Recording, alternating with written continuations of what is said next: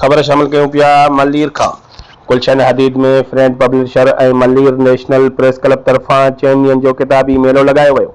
मेले जो इब्तिदा वॾे वज़ीर जे मुआविन ख़ासि सलमान अब्दुल्लाह मुराद, फंक्शनल लीग अॻवान फ़कीर अब्दुल कादिर शर, पीपी अॻवान Mir Abbas Talpur, advocate Ejaz Soomro, Agha Tariq Pathan, KB Bozdar, Ghulam Raza Jatoi, Rahu Safdar Hayat, Abdul Sattar Bhatt, district council Karachi welfare department Nabeel Baloch ऐं ॿियनि कयो।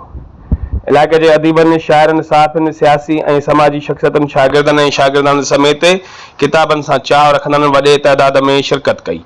किताबी मेले में अदब, ॿोली, तारीख़, तहक़ीक़, लतीफ़ियात, सफ़रनामनि, कहाणियुनि, अफ़साननि, नावलनि ऐं ॿियनि मुख़्तलिफ़ मौज़ूअनि, सियासी, समाजी, तारीख़ी, मज़हबी, सिंधी, उर्दू ऐं इंग्लिश किताबनि समेत ॿिया खोड़ सारा किताब विकिरे लाइ रखिया विया। किताबी मेले जी इब्तिदाई तक़रीब में वॾे वज़ीर जे मुआविन ख़ासि पीपल्स पार्टी ज़िला मलीर जे सदर सलमान अब्दुल्लाह मुराद ऐं ॿियनि तक़रीब खे ख़िताब कंदे चयो त किताबी मेला नौजवाननि लाइ इल्म जी लाट ऐं शऊर जो ज़रियो आहे।